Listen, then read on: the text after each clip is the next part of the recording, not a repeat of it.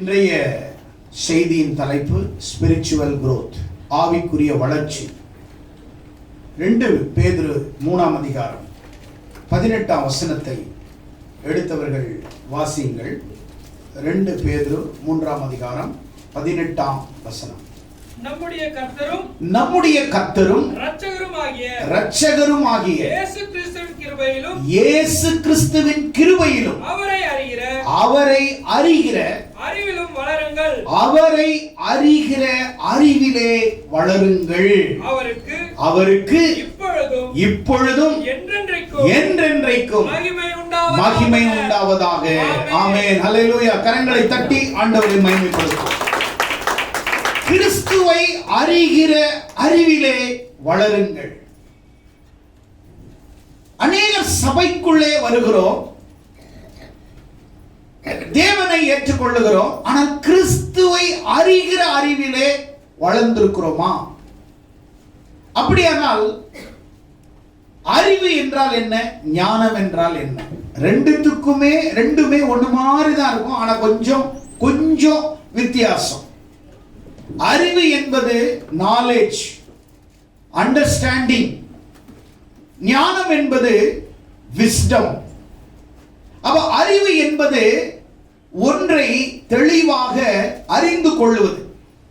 ஞானம் என்பது அறிந்து கொண்டதை சரியான இடத்திலே சரியான நேரத்திலே அதை பயன்படுத்துவது ஞானம். ஆமென். அல்லேலூயா.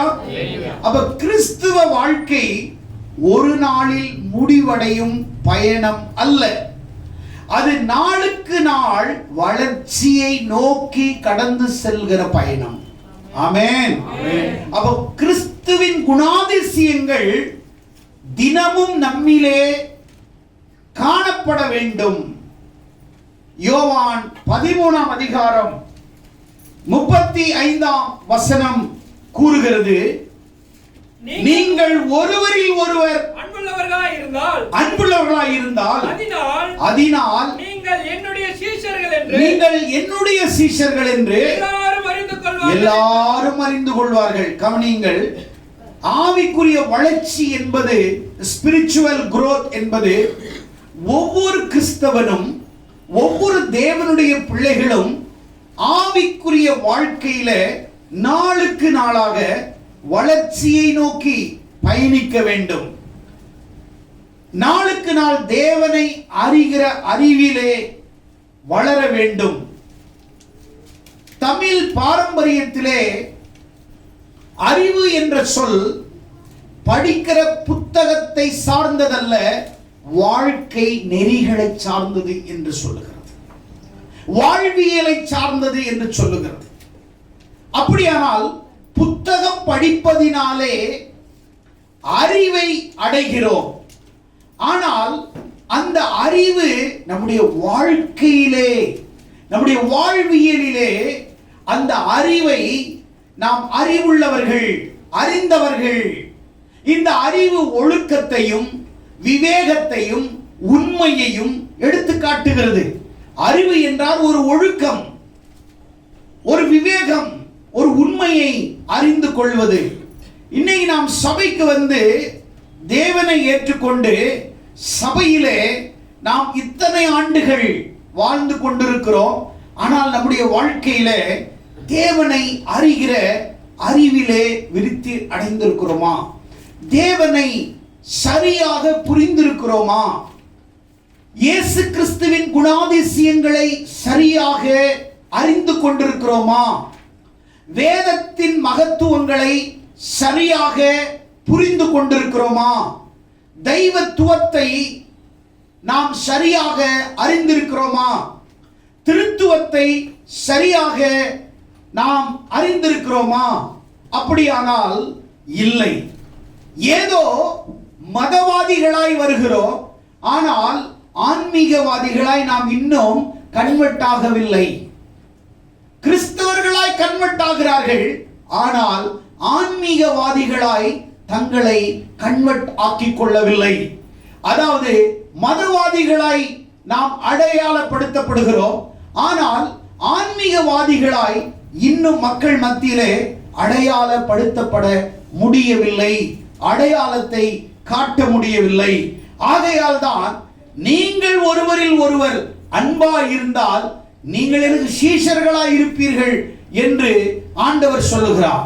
அப்படியானால் கிறிஸ்தவம் அன்பை அடிப்படையாய் கொண்டது. கிறிஸ்தவம் இயேசுவை அடிப்படையாய் கொண்டது. கிறிஸ்தவம் வேதத்தை, வாழ்க்கை நெறிமுறைகளை அடிப்படையாய் கொண்டது. அப்படியானால் வேதம் சொல்லுகிறது, கிறிஸ்துவின் முதல் அடையாளம் என்ன? அன்பு. தினமும் அன்பிலே வளர வேண்டும். சொற்களில் மட்டுமல்ல, செயலிலே ஒரு கிறிஸ்தவன் வளர வேண்டும். வெறும் ஒரு கிறிஸ்தவன் சொற்களினாலே கிறிஸ்தவனாய் வாழக்கூடாது. செயல் கிறிஸ்தவனாக, ஆக்ஷன் கிறிஸ்டியனாய் நம்முடைய வாழ்க்கையை பிறர் அறிந்து கொள்வதற்கு, பிறர் நம்முடைய வாழ்க்கையின் மூலம் கிறிஸ்துவை காண்பதற்கு, பிறர் நம்முடைய குணாதிசயங்கள் மூலமாய் நம்முடைய தேவனை வெளிப்படுத்துகிறவர்களாக, நம்முடைய வாழ்க்கையில கிறிஸ்துவின் சாயலை அணிந்து கொண்டவர்களாய் மாத்திரமல்ல, கிறிஸ்துவின் சாயலை பிறர் அறிந்து கொள்ளுகிற வண்ணமாக கிறிஸ்துவின் குணாதிசயங்களை, அட்சி அடையாளங்களை நம்முடைய வாழ்க்கையின் மூலமாக பிறர் காண்பதற்கு அல்லது பிறர் அவர்கள் பார்ப்பதற்குரிய லட்சணத்தோடு கூட, குணத்தோடு கூட நம்முடைய வாழ்க்கையில ஆவிக்குரிய வளர்ச்சியை நோக்கி பயணித்துக் கொண்டிருக்கிறோமா, ஸ்பிரிச்சுவல் குரோத்தை நோக்கி பயணித்துக் கொண்டிருக்கிறோமா என்று சொன்னால், இன்றைக்கு நம்முடைய வாழ்க்கையில அது கேள்விக்குறியாக மாறி இருக்கிறதை நாம் பார்க்கிறோம். அப்படியானால் ஆவிக்குரிய வளர்ச்சி என்றால் என்ன? What is spiritual growth? அப்படியானால் 2 பேதுரு 3ஆம் அதிகாரத்திலே 18ஆம் வசனத்திலே வாசிக்கிறது போல, தேவனை அறிகிற அறிவிலே வளருவதுதான் ஆவிக்குரிய வளர்ச்சி என்று சொல்லுகிறோம். அப்படியானால் தேவனை அறிகிற அறிவிலே நாம் வளர வேண்டுமானால் 3 காரியம் நமக்குள்ளாக, தேவனை அறிந்து சபைக்கு வரக்கூடிய கிறிஸ்தவர்களுக்கு, விசுவாசிகளுக்கு இந்த 3 ஆவிக்குரிய குணாதிசயங்கள், லட்சணங்கள் இருக்க வேண்டும். நம்பர் 1, புதிய பிறப்பு அல்லது வளர்ச்சி. 1 பேதுரு 2ஆம் அதிகாரத்திலே 2ஆம் வசனத்திலே புதிய பிறப்பு அல்லது வளர்ச்சி. 2வது மதமாற்றம் அல்ல, மனமாற்றம். ரோமர் 12ஆம் அதிகாரம் 2ஆம் வசனம். 3வது கிறிஸ்துவின் சாயலாக மாறுதல். அப்படியானால் 2 கொரிந்தியர் 3ஆம் அதிகாரம் 18ஆம் வசனம். அப்படியானால் ஆவிக்குரிய வளர்ச்சி அல்லது ஆவிக்குரிய லட்சணம் நம்மிலே காணப்பட வேண்டும் அல்லது வெளிப்படுத்த வேண்டுமானால், இந்த 3மே நம்முடைய வாழ்க்கையில எப்போ அப்ளை பண்ணுகிறோமோ, எப்போ அந்த காரியத்தை நம்முடைய வாழ்க்கையிலே அப்ளை பண்ணுகிறோமோ, அப்போதான் ஆவிக்குரிய வளர்ச்சி, ஸ்பிரிச்சுவல் growth நம்மை நோக்கி கடந்து வருவதை நம்மால பார்க்க முடியும். அப்படியானால் புது பிறப்பு என்றால் என்ன என்பதை முதலாவது நாம் பார்க்க போகிறோம். ஒரு விதையை மண்ணில் நட்ட உடனே அது மரமாக அது வளராது. முதல்ல அது ஒரு சிறிய ஒரு மண்ணில, ஒரு இடத்துல ஒரு சிறிய ஒரு விதையை ஒரு மண்ணிலே நாம் போடும் பொழுது அது என்ன ஆகிறது என்றால், அந்த மண்ணில எடுத்த உடனே அது பெரிய மரமாக வளருவதில்லை. அது மெல்ல ஒரு சிறிய முளையை ஃபர்ஸ்ட் காட்டும். அடுத்தது 1-2 இலைகளை அது இரண்டாவது வெளிப்படுத்தும். அப்படி இன்னும் சரியாக அது பெரிய மரமாக வளரணும்னா எப்படி இருக்கணும்னா, அந்த இலைகள், கனிகள், வேர்கள் அந்த செடி வளரணும் அப்படின்னு சொன்னா அதுக்கு என்ன தேவை அப்படின்னா, ஒரு செடி நல்ல ஆரோக்கியமா வளரணும்னா மழை தேவை, சூரிய ஒளி தேவை, அடுத்தது உரம் தேவை, அடுத்தது கவனிப்பு இருக்கணும். என்ன இருக்கணும்? பராமரிப்பு இருக்கணும். அப்படின்னா மழை இருக்கணும், அது மேல சூரிய ஒளி படணும், அடுத்தது அது உரம் போடணும், அதுக்கு தேவையான நீர் தேவை, அதற்கு தேவையான என்ன இருக்கணும், பராமரிப்பு இருக்கணும். இதெல்லாம் இருந்தாதான் அது நாளுக்கு நாள அது வளர முடியும். அப்படியானால் மனமாற்றம் அடைந்தவர்கள் கிறிஸ்துவின் பிறப்பை, ஒருவன் கிறிஸ்துவுக்குள்ள வரும்போது எடுத்த உடனே அவன் மரமாகிறதில்லை, அவன் ஒரு விதையாக தான் வருகிறான். ஆனால் அந்த விதை கிறிஸ்துவுக்குள்ளாக ஆவிக்குரிய வாழ்க்கையில வளரணும் அப்படின்னா ஒரு கிறிஸ்தவனுக்கு தேவை, எப்படி மழை, அந்த சூரிய கதிர், அதுக்கு தேவையான உரம், அது தேவையான கவனிப்பு இருக்கிறது போல ஆவிக்குரிய வாழ்க்கையில புது பிறப்புனா நியூ சிருஷ்டிப்பு, நியூ கிரியேஷன். இப்போதான் நீ சபையில பிறந்திருக்கிற, அப்படியானால் நீ வளரணும், ஆவியில ஆன்மீகத்திலே நீ வளர்ச்சி அடையணும். அப்படியானால் உனக்கு என்ன தேவை அப்படின்னு சொன்னா கிறிஸ்துவினுடைய வார்த்தை, கிறிஸ்துவினுடைய வார்த்தை உனக்கு தேவைப்படுகிறது, ஜெபம் தேவைப்படுகிறது, ஆராதனை தேவைப்படுகிறது, போதனை தேவைப்படுகிறது. நீ ஆவிக்குரிய வாழ்க்கையில நீ வளரணும்னா இது எல்லாம் உனக்குள்ளாக வரணும். அதை நீ அங்கீகரிச்சுக்கணும், அதை உன்னுடைய வாழ்க்கையில ஏற்றுக்கொள்ளணும். அதை மகிழ்ச்சியாக உன் வாழ்க்கையில ஆண்டவர் கொடுக்கிறத மகிழ்ச்சியாக சந்தோஷமாக உன் வாழ்க்கையில அதை அப்ளை பண்றத நீ சந்தோஷத்தோடு, உற்சாகத்தோடு, ஊக்கத்தோடு நீ தேவனுடைய இறை வார்த்தையை விதை. ஒரு வசனமும் ஒரு விதையாய் இருக்கிறது, ஒவ்வொரு வசனமும் ஒரு விதையாய் இருக்கிறது. அப்போ அநேக விதைகள் இருக்கிறது, அநேக விதைகள் இருக்கிறது உலகத்துல. கத்திரிக்காய் விதை இருக்கிறது, பூசணிக்காய் விதை இருக்குது, சுரக்காய் விதை இருக்குது, ஒவ்வொன்றுக்கும் ஒரு விதை இருக்குது. அது போலதான் பைபிள்ல எல்லாம் சேர்ந்தது ஒரு விதை அல்ல, ஒவ்வொரு வசனமும் ஒரு விதை. Each and every verse has like a seed. தேவனுடைய வார்த்தை விதையாயிருக்கிறது, தேவனுடைய வார்த்தை விதைக்கோப்பாயிருக்கிறது. அப்படியானால் என்ன சொல்லுகிறது தேவனுடைய வார்த்தை? எடுத்து வாசிங்கள். 1 பேதுருவின் புஸ்தகம் 1ஆம் அதிகாரத்திலே நீங்கள் வாசிப்பீர்களானால் அங்கே தேவனுடைய வசனத்தை ஆண்டவர் என்ன சொல்லுகிறார்? 1ஆம் அதிகாரம் 23ஆம் வசனம், அழிவுள்ள வித்தினால் அல்ல, என்றென்றைக்கும் நிற்கிறதும் ஜீவன் உள்ளதுமான, கவனிக்கணும், ஜீவன் உள்ளதுமான தேவ வசனமாகிய அழிவில்லாத வித்தினாலே மறுபடியும் நீங்கள் செழிப்பிக்கப்பட்டிருக்கிறீர்கள். கரங்களை தட்டி ஆண்டவரை மகிமைப்படுத்துங்கள். பூமியில உங்களை ஆண்டவர் ஒரு விதையாக, தாயின் கருவிலே ஒரு விதையாக உங்களை விதைத்து பூமியிலே ஒரு விதையாக பிறந்தீர்கள். ஆனா விதை என்ன ஆயிடுச்சு? சொத்தை ஆயிடுச்சு. விதை என்ன ஆயிடுச்சு? வளர்ந்துருச்சு. ஆனா அதுல காய்க்கிற எல்லா பழங்களும் சொத்தையான பழமா இருக்குது. ஆனா ஆண்டவர் சொல்றாரு, அந்த சொத்தையான பழத்தோடு கூட நீ இந்த உலகத்துல வாழக்கூடாது. நீ எப்பவுமே நீ சொத்தையான பழங்களை கொடுக்கிற மரமாக நீ இருக்கக்கூடாது. அப்படியானால் பூமியிலே ஒரு விவசாயி அந்த மரத்தினுடைய கனிகள் சொத்தையாக கூடாது, அந்த மரத்திலே அந்த பழங்கள் சொத்தையாக கூடாது, அந்த பயிர்கள் சொத்தையாய் போயிடக்கூடாது என்பதற்காக என்ன செய்யறாங்க என்றால், உலக பிரகாரமான, அதாவது மெடிக்கல் ரீதியான அவங்க ரிசர்ச் பண்ணின மருந்துகளை, டெமாக்ரின் அல்லது பூச்சிக்கொல்லிகளை அதன் மீது தெளிக்கும் பொழுது பூச்சி அந்த மரத்தை அழிக்காது, அந்த மரத்தை அரைக்காது, அந்த மரம் அழகான பழங்களை கொடுக்கும்.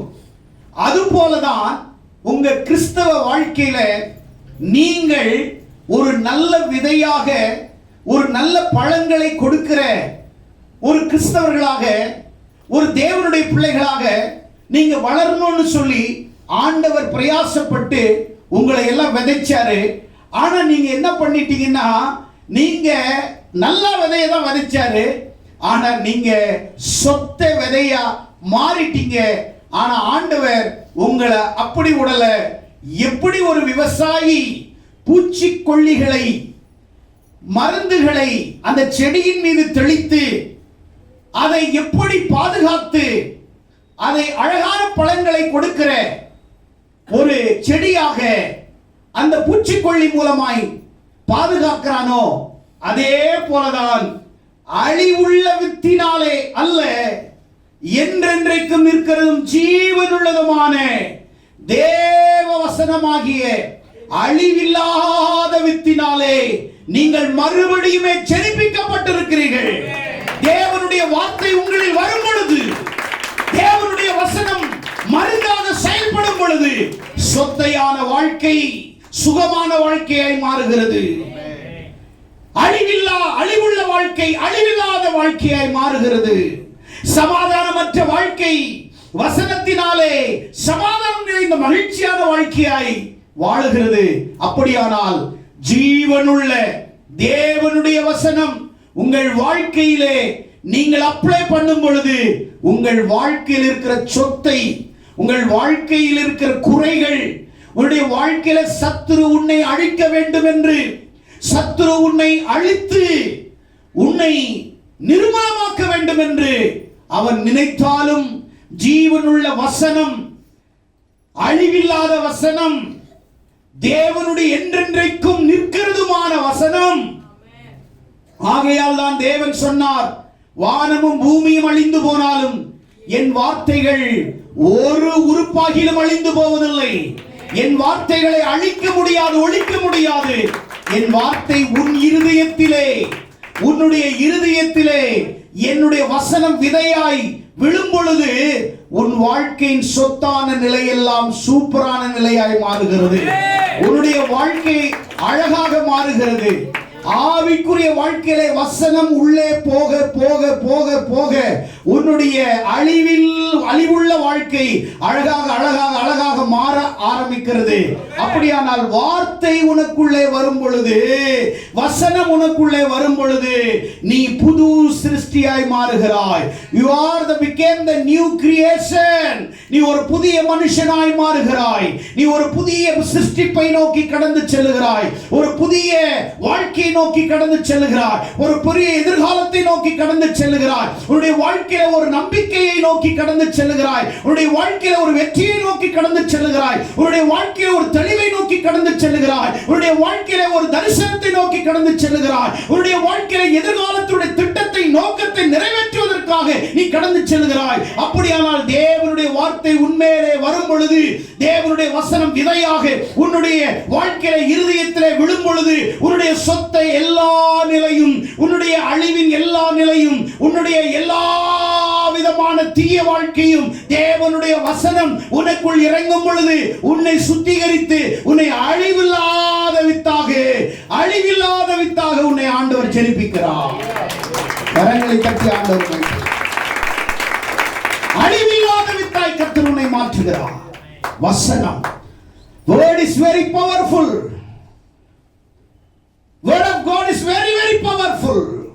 தேவனுடைய வசனம் வல்லமை நிறைந்ததாய் இருக்கிறது. தேவனுடைய வார்த்தை எந்த மனுஷனை பிரகாசிக்கிற ஒளியாய் இருக்கிறது. வசனத்துக்கு உயிர் இருக்கிறது. வசனத்துக்கு ஜீவன் இருக்கிறது. வசனத்திற்கு எல்லாத்தையும் ஆண்டவர் வல்லமையை கர்த்தர் கொடுத்திருக்கிறார். அவர் ஒரு சொல்லாலே மரித்தோரை உயிரோடு எழுப்பினார். அவர் வாயிலிருந்து புறப்படுகிற வார்த்தை விதை. என்ன விதை என்றால், பூமியிலே விதைக்கிற விதைகள் ஒன்று முளைக்கும், ஒன்று அழிந்து போகும். ஆனால் தேவனுடைய வாயிலிருந்து புறப்படுகிற விதைகள் ஒரு விதையும் அழியாது. எல்லா விதையும் ஜீவனுள்ளதாய் இருக்கிறது. எல்லா வார்த்தையும் ஜீவனுள்ளதாய் இருக்கிறது. எல்லா வசனமும் ஜீவனுள்ளதாய் இருக்கிறது. ஹல்லேலூயா. செத்து போய் நாற்றமடித்த லாசருவை பார்த்து ஒரே ஒரு விதையை அனுப்பினார்.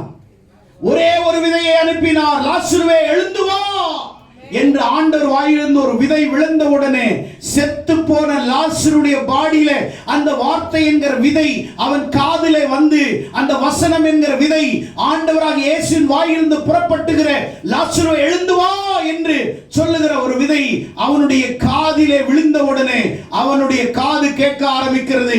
தேவனுடைய சத்தம் அவனுக்குள் பாய்கிறது. செத்து போய் 4 நாட்கள் நாற்றமிடுந்த லாசரு உடனே அவன் எழுந்து வெளியே வருகிறான். ஒரு சொல்லாலே மரித்தோரை எழுப்பினார் அதிசயம். ஒரு சொல்லாலே மரித்தோனை எழுப்பினார் அதிசயம். ஒரு சொல்லாலே, ஒரு விதை செத்து போய் நாற்றமிடுந்தவனை உயிரோடு எழுப்பியது. தேவனுடைய வார்த்தை ஜீவனுள்ள வார்த்தை. தேவனுடைய வசனம் அழிவில்லாத வித்து. ஜெனிப்பிக்கப்பட்டிருக்கிறீர்கள். ஆண்டவர் உங்களை மறுபடியும் ஜெனிப்பித்திருக்கிறார். பூமியில இந்த விதை சொத்தா போயிடக்கூடாதுன்னு வசனத்தை உன் மேல அடிச்சாரு. உன்னுடைய எல்லா அழுக்கையும் மாறிச்சு. ஆமென். தேவனுடைய பரிசுத்த வார்த்தை ஜீவனுள்ள வசனம் பைபிள்ல இருக்கிற வேர்ட்ஸ் உன் மேல பரிசுத்த ஆவியானவர் உன் மேல இரக்கமா இருந்ததனால நீ என்ன புண்ணியம் செஞ்சியோ போன ஜென்மத்துல அப்படி இல்ல, நீ என்ன மாதிரி இருந்தியோ தெரியாது, அல்லது அடுத்த ஜென்மம் இருக்குதோ தெரியாது, ஆனால் நீ உன்மேல் தேவன் வைத்த இரக்கத்தினாலே, தேவன் வைத்த கருணையினாலே, அன்பினாலே உன்மேல தேவனுடைய வார்த்தையை உன்மேல தெளித்தவுடனே அழிவுள்ள வித்து உன்னை ஆண்டவர் அழகான வித்தாய் மாற்றினார். அழகான ஜீவனுள்ள வித்தாய் கர்த்தர் மாற்றினார். ஹல்லேலூயா. அவருடைய வார்த்தை உன்னை உருவாக்குகிறது. அவருடைய வசனம் உன்னை உருவாக்குகிறது. உன்னை கர்த்தர் மாற்றினார். அழிவுள்ள வித்து அல்ல, நீ அழியாத வித்து. ஆமென். ஹல்லேலூயா. ஹல்லேலூயா. ஹல்லேலூயா. என்ன ஆண்டவர் உன்னை இந்த பூமியில ஒரு விதையா போட்டாரு. உன்னை அழிச்சு அதோட பூமியோட மண்ணுக்கு மண்ணா மாத்துறதுக்காக உன்னை ஆண்டவர் பூமியில உன்னை பிறக்க வைக்கல. நீ செத்த பிறகு கூட அவருடைய குரல் அவர் தேவன் வானத்திலே தேவதூதர்களோடு கடைசி எக்காலம் தொனிக்கும் பொழுது மரித்தவர்கள் அவருடைய சத்தத்தை கேட்ட பொழுது செத்து போன விதை அல்ல, ஜீவனுள்ள விதையா எழும்புகிற காலம் வரப்போகிறது. அந்த சத்த வார்த்தை காதுல கேட்டவுடனே நாம் எழும்ப போகிறோம். எக்கால சத்தம் வானில் தொனித்திடுதே, என் இயேசு மகாராஜனே வந்திடுவார். எக்கால சத்தம் வானில் தொனித்திடுதே, என் இயேசு மகாராஜனே வந்திடுவார். அந்த நாள் மிக சமீபமே, சுத்தர்கள் யாவரும் சேர்ந்திடவே. அந்த நாள் மிக சமீபமே, சுத்தர்கள் யாவரும் சேர்ந்திடவே. வக்காலம் வானில் தொனிக்க தேவாதி தேவனை சந்திப்போமே. எக்கால சத்தம் வானில் தொனிக்கும் பொழுது நாம் அழிவுள்ள வித்தாய் இருந்தால் நாம் எழும்ப மாட்டோம். நாம் அழியாத வித்து என்பதை தேவன் ப்ரூவ் பண்றதுக்காக செத்து போய் கல்லறையில் வைக்கப்பட்ட அநேக கிறிஸ்தவர்கள் ஆண்டவருடைய கால சத்தம் கடைசி நாளில் தொனிக்கும் பொழுது அழிவுள்ள வித்தாய் அல்ல, அழியாத வித்துக்களாய் நீங்கள் மீண்டும் மீண்டும் உயிர்த்தெழுந்து எழும்புவீர்கள். ஹல்லேலூயா. மீண்டும் உயிர்த்தெழுந்து எழும்புவீர்கள். அதுதான் கிறிஸ்தவம். புது பிறப்பு. ஆண்டவர் உன்னை எப்படி சபையில வச்சு வார்த்தையால் அலங்கரிச்சு, வாழ்க்கையை அலங்கரிச்சு, வாழ்க்கையை தந்து வாழ வச்சு, உன்னை சிங்காரித்து, உன்னை சீராக்கி, உன்னை தாளாட்டி, உன்னை ஆண்டவர் எவ்வளவு மேன்மையா வச்சிருக்கிறார் தெரியுமா? தேவனுடைய வார்த்தை அழிவில்லாத வித்து, அழிவில்லாத வித்து, அழிவில்லாத வித்து. இஸ்ரவேலுக்கு சொன்ன வார்த்தைகள் ஒன்றும் தரையிலே விழவில்லை, எல்லாம் நிறைவேறினது. ஹல்லேலூயா. உடனே பார்த்து சொன்னா, நீ பார்வையடைவாயாக. டக்குன பார்வையடைஞ்சான். ஆமென். ஹல்லேலூயா. ஹல்லேலூயா. பேதுரு யோவானோ அலங்கார வாசலிலே அலங்கோலமாய் கிடந்த சப்பானியை பார்த்து சொன்னாங்க, வெள்ளியும் என்னிடத்தில் இல்லை, பொன்னும் என்னிடத்தில், என்னிடத்தில் உள்ளதை உனக்கு தருகிறேன். அது என்னங்க அப்படின்னு பார்த்தா ஏதோ வெள்ளி இல்ல பொண்ணு இல்ல ஒருவேளை பித்தளை தருவாரோ அப்படின்னு நினைச்சாங்க. பித்தளை இல்லைங்க, பித்து பிடிச்சவ வாழ்க்கைய சில்வரா கோல்டா ஜொலிக்கிற ஒரு வார்த்தை என்கிட்ட இருக்குது. இயேசுவின் நாமத்துல நீ எழுந்து நட என்று சொன்ன உடனே சப்பானி எழுந்து குதித்து நடந்து ஆண்டவரை ஆராதிக்கிற தேவாலயத்தில் ஓடினான். வித்து faith seed விசுவாச விதைகள் ஒவ்வொரு வாரமும் ஒவ்வொரு ஆராதனையிலும் ஒவ்வொரு போதனைகளிலும் விசுவாச சீட் faith seed ஒவ்வொரு விசுவாச விதைகளும் ஒவ்வொரு பிரசங்கத்தின் மூலம் லட்சக்கணக்கான விதைகளை ஒவ்வொரு ஞாயிற்றுக்கிழமையும் உன்னுடைய இருதயமாகிய உன்னுடைய இருதயத்திலே ஆண்டவர் லட்சக்கணக்கான விதைகளை அப்படியே தூவி தூவி தூவி தூவி தூவி தூவி உன்னை ஒரு மரமாக அல்ல, 1000 மரமாக அல்ல, லட்ச மரமாக அல்ல, கோடி மரமாக அல்ல, மில்லியன் கணக்கான மரமாக அல்ல, பில்லியன் கணக்காக அல்ல, ட்ரில்லியன் கணக்காக உன்னை ஒரு பெரிய சேனாதிபதியாய் கூட்டமாய் உன்னை உருவாக்குவதற்கு உனக்குள்ளே ஒரு விதை அல்ல, 1000 விதை அல்ல, பல கோடி விதைகளை உன்னுடைய வாழ்க்கையிலே ஒவ்வொரு ஞாயிற்றுக்கிழமை விதைக்கிறார். எதற்காக? நீ உயிரோடு எழும்பணும். ஏதோ ஒன்றை செய்ய ஆண்டவர் உன்னை அழைச்சிருக்கிறார். எத்தனை பேர் விசுவாசிக்கிறீங்க? எத்தனை பேர் விசுவாசிக்கிறீங்க? மதமாற்றம் அடைந்தவர்களுக்கு வாழ்க்கையிலே வசனம் வேலை செய்யாது. மனமாற்றம் அடைந்த கிறிஸ்தவர்களுக்கு வசனம் வேலை செய்யும். ஆமென். ஹல்லேலூயா, ஹல்லேலூயா. மதமாற்றுவது கிறிஸ்தவர்களுடைய வேலை அல்ல, மனமாற்றுவது. மதம் மாறி வந்திருந்தா நீ போயிடு, நீ மனமாற்றத்தை நோக்கி வந்திருந்தா சபையில உட்காரு. ஆமென், ஹல்லேலூயா. யாரோ சொன்னதனால நீ இயேசுவை ஏற்றுக்கொள்ள கூடாது. கிறிஸ்தவ மதத்தில் சேர உன்னை அழைக்கவில்லை, கிறிஸ்துவின் குணாதிசயங்களில் உன்னிலே காணப்படுவதற்காக உன்னை அழைத்திருக்கிறார். ஆமென், ஹல்லேலூயா.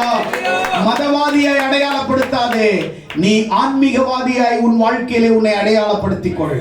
ஆமென். சிலுவையை போட்டுக்கிட்டு நீ நடக்காத, நீ கிறிஸ்துவின் சாயலை அணிஞ்சிக்கிட்டு நட. ஆமென், ஹல்லேலூயா. பைபிளை தூக்கிட்டு நீ போறதுனால நீ கிறிஸ்தவன் அல்ல, நீ பைபிளாகவே போ, அதுதான் கிறிஸ்தவம். ஆமென், ஹல்லேலூயா. நீ நடமாடுகிற வேதாகமா மாறிடு, அதுதான் கிறிஸ்தவம். ஆமென், ஹல்லேலூயா. உன் செயல், சொல், செல்லடக்கம், உன்னுடைய பேச்சு, பாவனை, நடை, உடை எல்லாவற்றிலும் மாற்றம் வந்தால் கிறிஸ்து உன் மூலமாய் பிரகாசிப்பார், வெளிப்படுவார், உன் மூலமாய் மகிமைப்படுவார். எத்தனை பேர் விசுவாசிக்கிறீங்க? ஆமென் சொல்லுங்களேன். ஆமென் சொல்லுங்களேன். அப்ப முதலாவது பார்த்தோம், புது பிறப்பு இருக்கணும்னா எப்படி அவைக்குரிய வாழ்க்கையில நாம வளர்றது. இரண்டாவது, இந்த வளர்ச்சிக்கான வழிகள் என்ன? எப்படி வளர்றது? வார்த்தையில வளரணும்.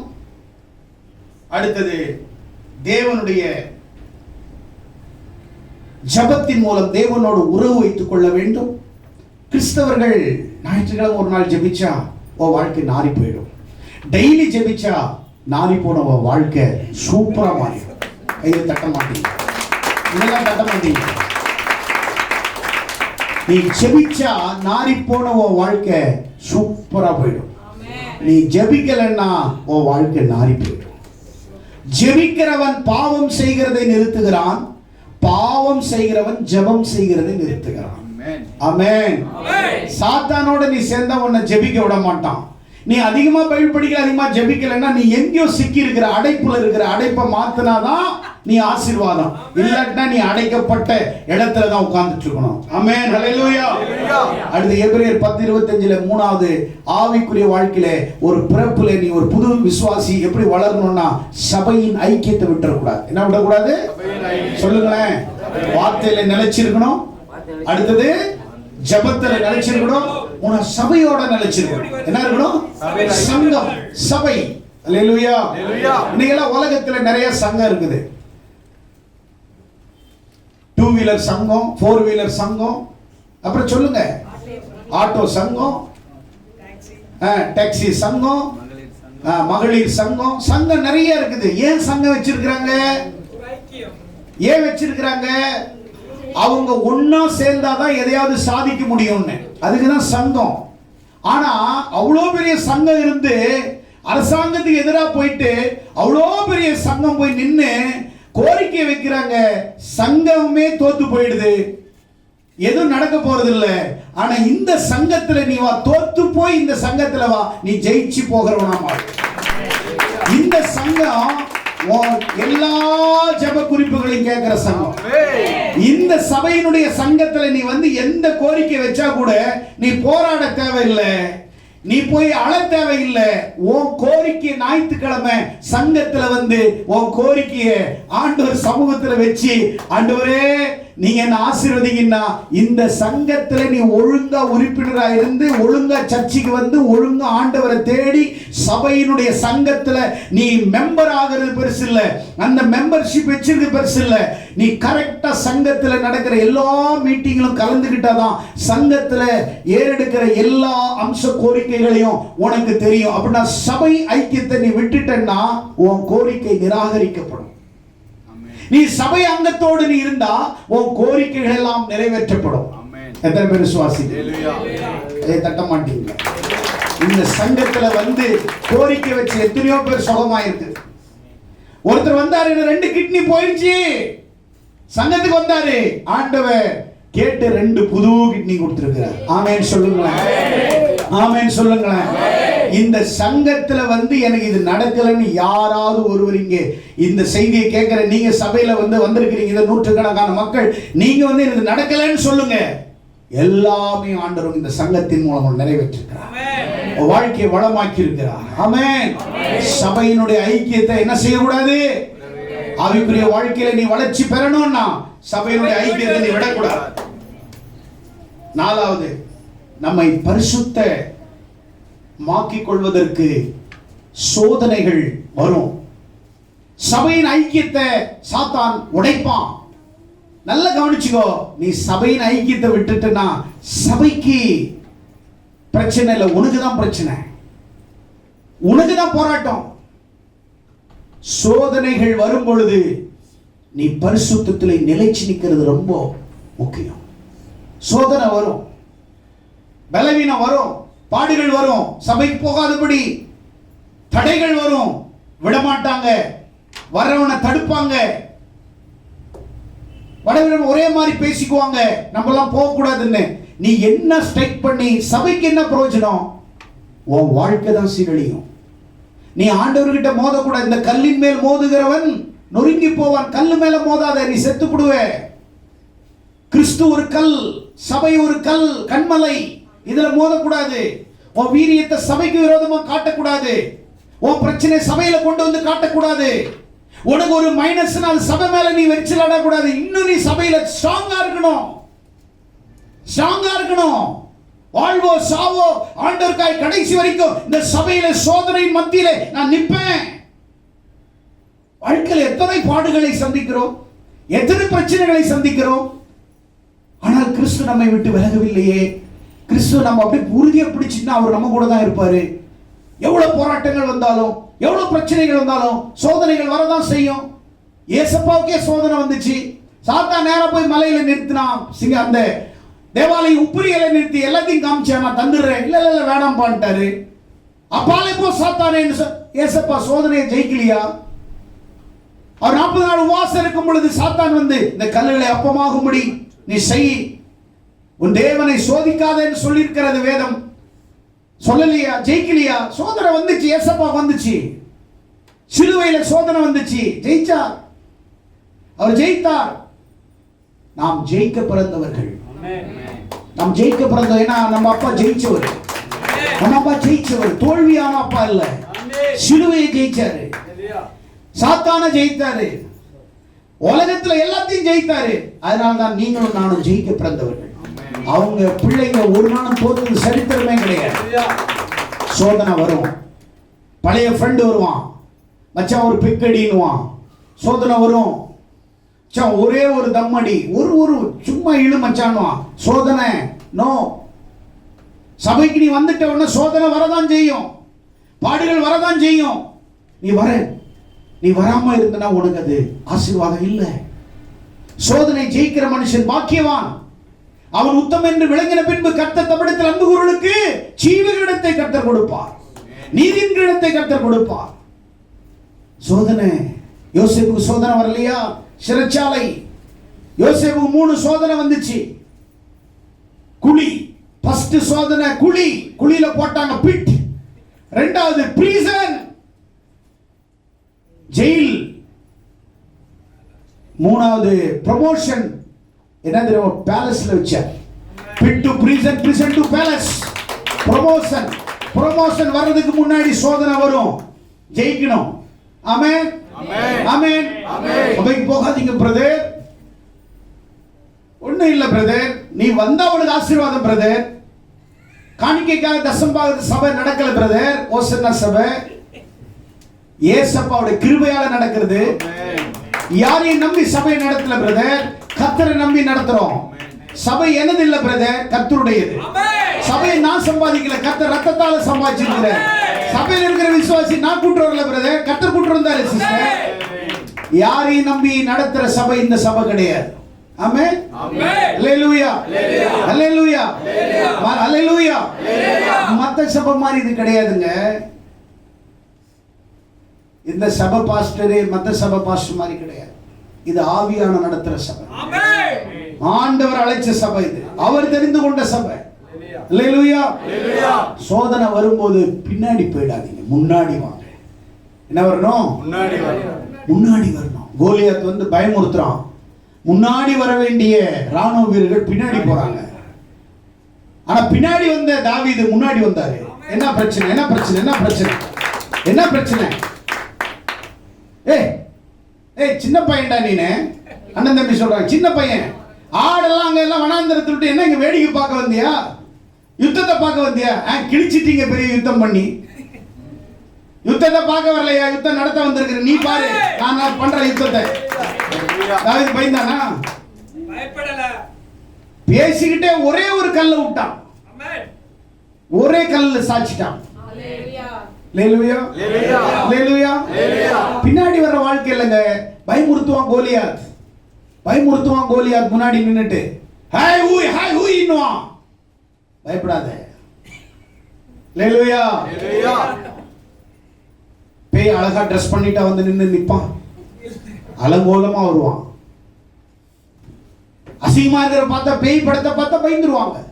நைட்லாம் தூக்கம் வர பெட்ஷீட் போட்டுட்டு அப்படியே மூடிக்கிட்டே படுப்பாங்க. நான் பேய் படம் பார்த்துட்டோன்னு பெட்ஷீட்ல கூட வரும் உள்ள. அல்லேலூயா, அல்லேலூயா. பெட்ஷீட்டை கூட இழுச்சிரும். ஆனா சோதனையில நீ உறுதியாயிரு. பேய் வந்து உன் பக்கத்துல நின்னா கூட உன்னை பார்த்துட்டு ஒருவேளை அதை ரட்சிக்கப்பட்டு கூட போயிடும். சொல்ல முடியாது. ஆமென், அல்லேலூயா, அல்லேலூயா. நிறைய பேய் சுத்திட்டு இருக்குது, நிறைய பேர் சுத்திட்டு இருக்குது. அதுக்கு ஒரு யூனிஃபார்ம் போட்டுக்குது. சில பிசாசுங்கெல்லாம் யூனிஃபார்ம் போடுது. அந்த யூனிஃபார்மை போட்டுட்டு நாங்கெல்லாம் பெரிய ஏஞ்சலுங்கோ, நாங்கெல்லாம் வானத்துல இருந்து இறங்கின ஏஞ்சலுங்கோ அப்படின்றாங்க. ஓங்கி அடிப்பார் ஆண்டவர். அவங்க ஏஞ்சல் வேஷத்தை நீ போடாத, அசிங்கமா இருப்ப. நீ நீயாகவே இரு. அல்லேலூயா. சோதனை வரும், ஜெயிக்கணும். சோதனை ஜெயிக்கிற மனுஷன் பாக்கியவான். நீ ஆண்டவருக்காக நிற்கணும். கிறிஸ்துவ வாழ்க்கை, கிறிஸ்துவ வாழ்க்கையின் மையம் என்பது அறிவை சார்ந்தது அல்ல, அது உறவை சார்ந்தது. கரங்களை தட்டி ஆண்டவர். அது எதை சார்ந்தது? கிறிஸ்துவின் வாழ்க்கையின் மையம் என்பது அறிவை சார்ந்தது அல்ல. not knowledge, relationship with God. அறிவை சார்ந்தது கிறிஸ்தவம் அல்ல, ஐக்கியத்தை சார்ந்தது கிறிஸ்தவம். ஆமென். நீ ரொம்ப அறிவு உள்ளவனா நீ பேசாத, உன் பேச்சில் அர்த்தம் இருக்கணும். ஆமென், அல்லேலூயா, அல்லேலூயா. not knowledge, relationship. அல்லேலூயா. ஒருவரை ஒரு முறை சந்திச்சிட்டா ஒரே நாள்ல அவரை பத்தி தெரிஞ்சுக்க முடியாது. நாளுக்கு நாள் அவரோட பழகி பழகி பழகி பார்த்தாதான் அவர் யாருன்னு தெரிஞ்சுக்க முடியும். ஏசப்பா கிட்ட ஒரு நாள் வந்த உடனே ஏசப்பா உனக்கு ஒன்றும் அன்னைக்கே நீ தெரிஞ்சுக்க மாட்டேன். ஆமென். இத்தனை வருஷம் முடிஞ்சு இன்னும் எனக்கு ஒண்ணுமே தெரிய மாட்டேங்குது, இன்னும் தெரிஞ்சுக்கிட்டே இருக்கணும், இன்னும் நிறைய தெரிஞ்சுக்கணும், கத்துக்கணும். கத்துக்கல, இன்னும் ஏதோ ஒரு % கத்துருக்கிற பைபிள்ல, இன்னும் நிறைய கத்துக்கணும். ஆண்டவரோட பழக பழக தான் நிறைய கத்துக்க முடியும். நீ ஒரு நாள்ல வந்து சபையில வந்துட்டு சிலவங்கலாம் சொல்லுவாங்க, பார்த்த உடனே சொல்லுவாங்க, அவரை பார்த்தனா எனக்கு என்னவோ தோணுது. என்ன தோணுது? பார்த்த உடனே உனக்கு என்ன தோணுது? என்ன தோணுதுன்னு கேட்கிறேன். ஒன்னு தோணும், ரெண்டு தோணும், ஒன்னு ஒரு மாதிரி தோணும், இல்ல இன்னொரு மாதிரி தோணும். இதுதான் தோணும். உனக்கு என்ன தெரியுது? பார்த்த உடனே சொல்லுவாங்க, அவ கண்ணு பார்த்தாவே பாருங்களேன் எனக்கு என்னவோ மாதிரி தோணுது. ஆமென், ஆமென். அவரோட கொஞ்சம் பழகினாதான் தெரியும், தோணும் எப்படிப்பட்டவங்க. சிலவங்க கூட எல்லாம் பழக பழக தான் தெரியுது பேயின்னு. ஆமென், ஹல்லேலூயா, ஹல்லேலூயா, ஹல்லேலூயா.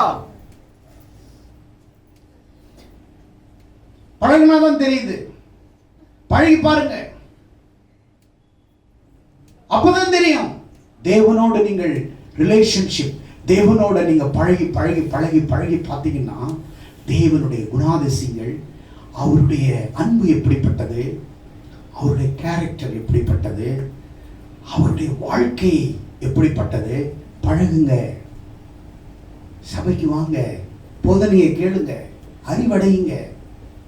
அறிவு என்பது நீதிமொழிகள் 1ஆம் அதிகாரம் 7ஆம் வசனத்துல கர்த்தருக்கு பயப்படுதலே ஞானத்தின் ஆரம்பம். அறிவு எப்போ வரும்? கர்த்தருக்கு பயந்தாதான் வரும். 1 ராஜாக்கள் 3ஆம் அதிகாரம் 9-12 படிக்க வேண்டாம். சாலமோன் ஆண்டவரிடத்துல வந்து ஜெபம் பண்ணார்.